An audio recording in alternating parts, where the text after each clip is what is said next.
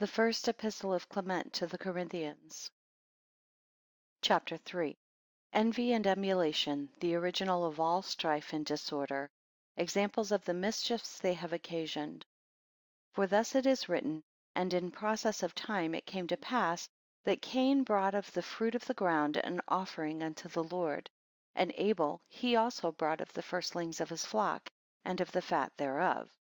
And the Lord had respect unto Abel and to his offering, but unto Cain and unto his offering he had not respect. And Cain was very sorrowful, and his countenance fell.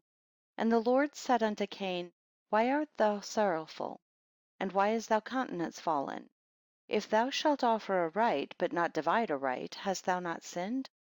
Hold thy peace, unto thee shall be his desire, and thou shalt rule over him. And Cain said unto Abel his brother, Let us go down into the field. And it came to pass, as they were in the field, that Cain rose up against Abel his brother, and slew him. Ye see, brethren, how envy and emulation wrought the death of a brother. For this our father Jacob fled from the face of his brother Esau. It was this that caused Joseph to be persecuted even unto death, and to come into bondage. Envy forced Moses to flee from the face of Pharaoh king of Egypt, when he heard his own countrymen ask him, Who made thee a judge and ruler over us? Wilt thou kill me as thou didst the Egyptian yesterday?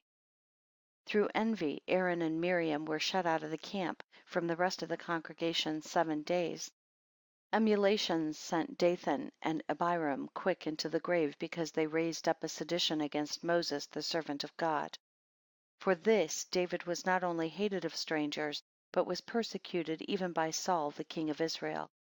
But not to insist upon ancient examples, let us come to those worthies that have been nearest to us, and take the brave examples of our own age.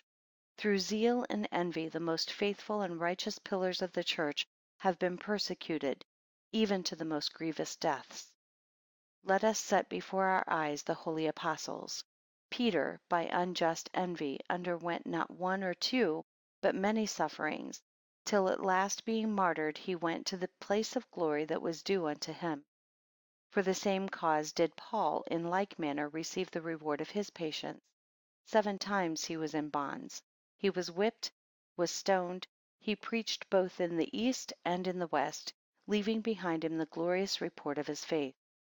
And so having taught the whole world righteousness, and for that end travelled even to the utmost bounds of the west, he at last suffered martyrdom by the command of the governors, and departed out of the world, and went unto his holy place, having become a most eminent pattern of patience unto all ages. To these holy apostles were joined a very great number of others, who having through envy undergone in like manner many pains and torments, have left a glorious example to us.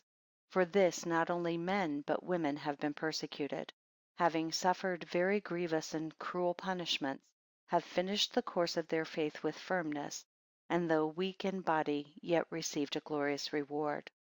This has alienated the minds even of women from their husbands, and changed what was once said by our father Adam, This is now bone of my bones and flesh of my flesh. In a word, envy and strife have overturned whole cities, and rooted out great nations from off the earth.